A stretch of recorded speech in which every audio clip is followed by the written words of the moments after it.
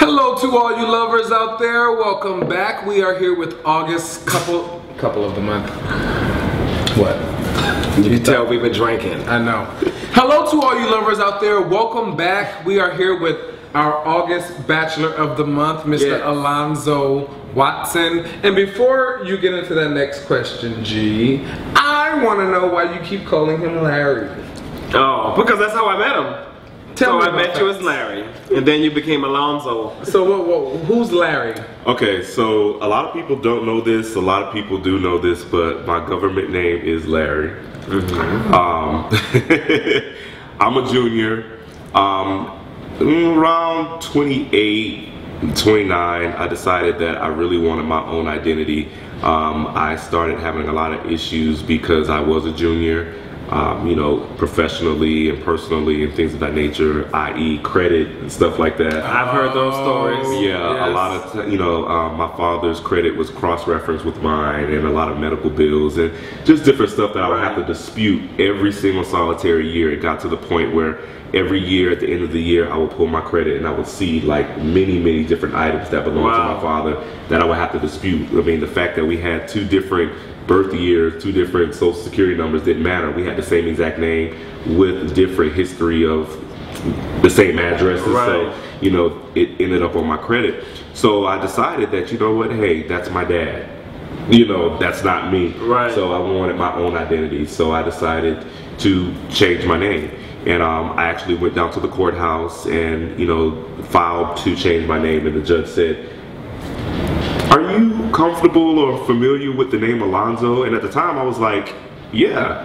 And he said, "Well, if somebody was to call your name walking down the street, would you respond?" I was like, "Probably not."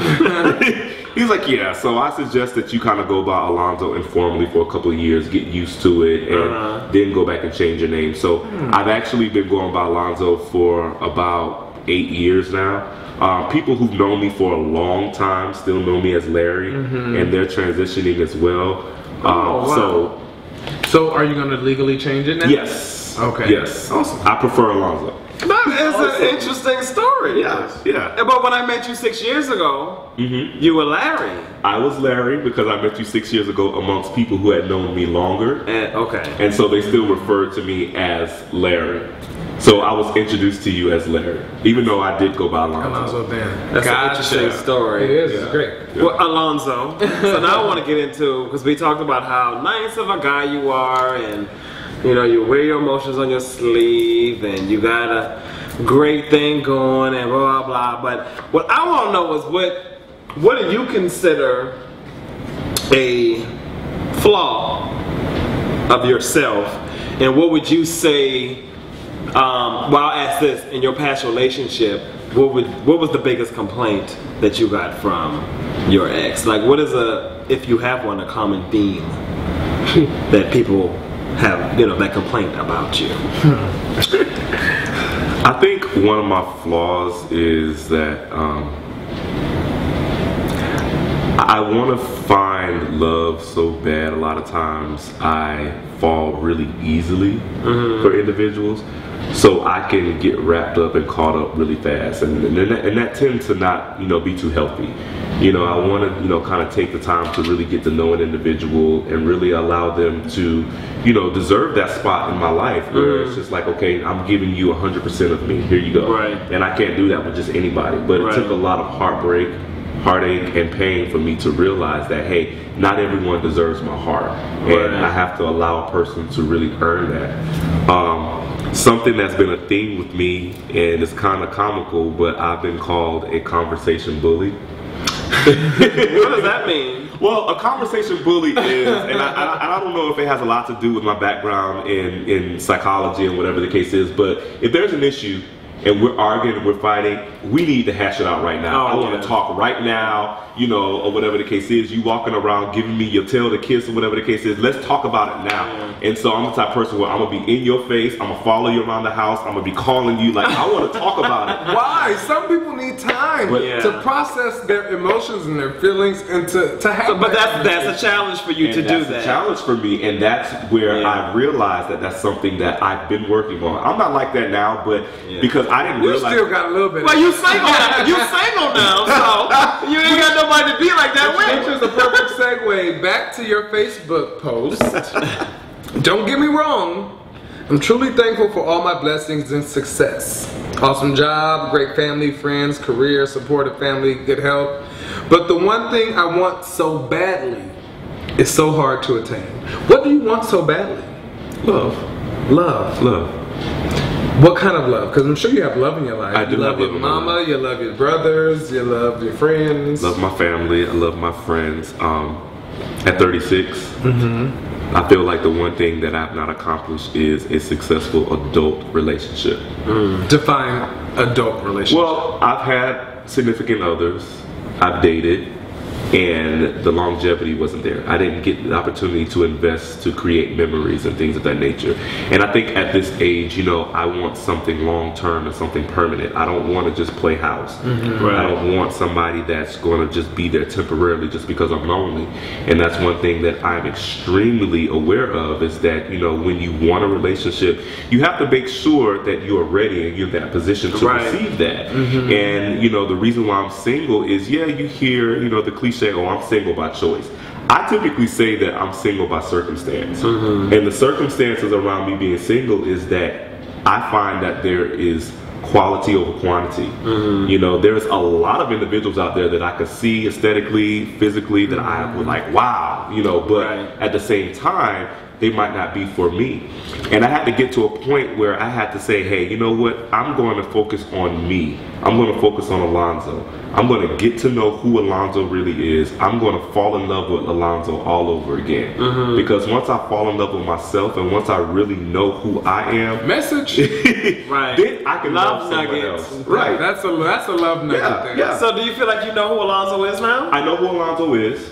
I spent so much time by myself, really, you know, enjoying myself. That's why I was able to go back to school and pursue my career in psychology. That's why I was able to pursue what I love as far as acting and things of that nature, because I really got to know who I was and started fresh. And now, because I've taken so much time to really get to know who I am, I'm not just going to offer and open myself up to just anybody.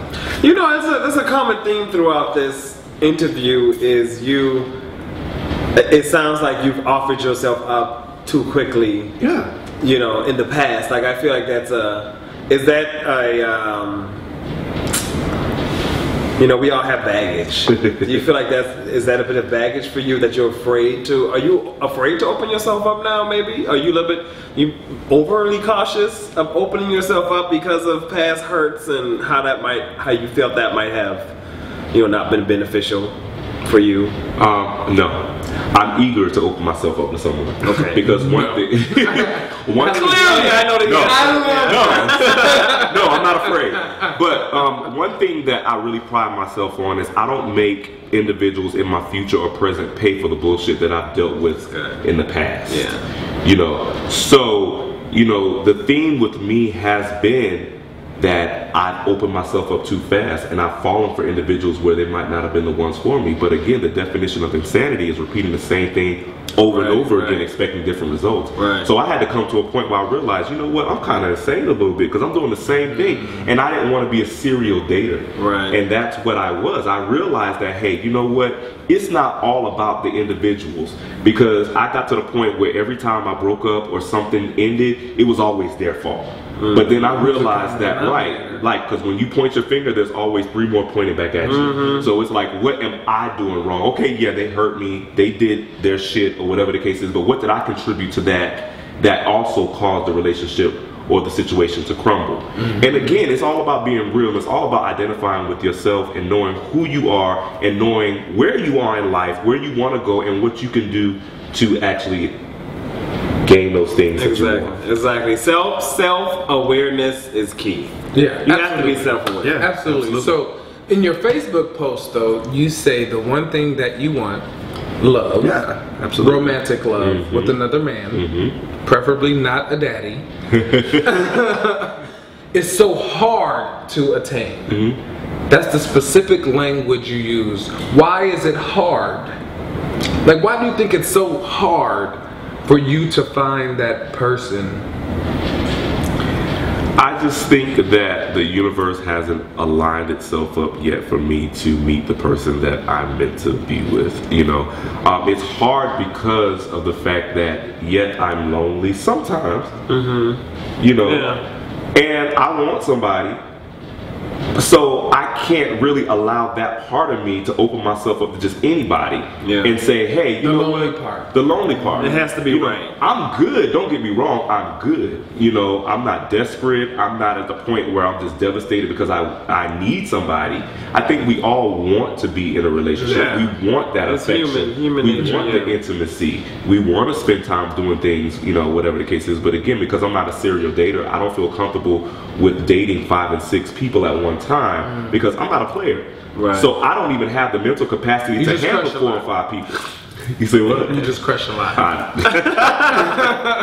Yeah, but it's like you like that one person. It's like you that's where your focus is. That's what my focus is. And you just kind of like open Alonzo. That's what my focus is, and I will open Alonzo up. But for right now, you know, I mean, I'll entertain the thought of meeting people and seeing what they're all about and going through the motions of, you know, getting acquainted, you know, and the whole thing with courtship and stuff like that, you know, because I'm not going to sit back and just wait for somebody to court me, you know. I mean, that was my next question. No. Do you court or do you like to be courted? Both. I court and I like to be courted. But the thing is that if I'm giving you energy, you have to give me something as well. I'm not going to give you 100% and you give me 0, right? You know, or whatever the case is. I don't even want to give you 80, you know, and then you giving me the other, you know, 20 or whatever the case is. I need for you to meet me halfway. If you're interested in me, show me. Because like you said earlier, talk is cheap. You know, talk is cheap. Because we can say anything. I can sit here and tell you right now I'm a millionaire and I have, you know, $1 billion in a bank account somewhere, you know, overseas or whatever the case is, or I'm a doctor and all this stuff, whatever, and you don't have no choice but to believe me because, hey, you don't know. So, you know, I need you to prove to me that you really feeling me. That you're a millionaire. Where your Bentley? Nice, you know. But yeah, I mean, you know, it's the little things, and I'm very simple.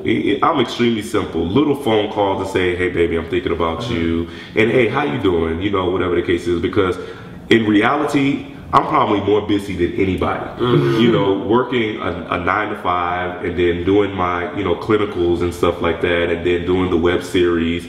I don't really have the time, you know, to myself. But if there was somebody, Mr. Alonzo Watson, you are a father. I am a father. So tell us about that. How old is your son? And how'd you get him? Well, we think we know how you got him, right? No, we don't. I mean, you can get a child in many ways, you know. But this is your biological son, right? Okay. So tell us about that. My son, he is 18.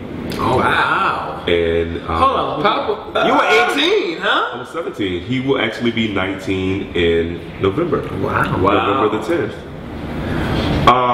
You know, I was pretty much extreme. I went through a lot, you know, when I was younger. I kind of struggled rather with, you know, my sexuality.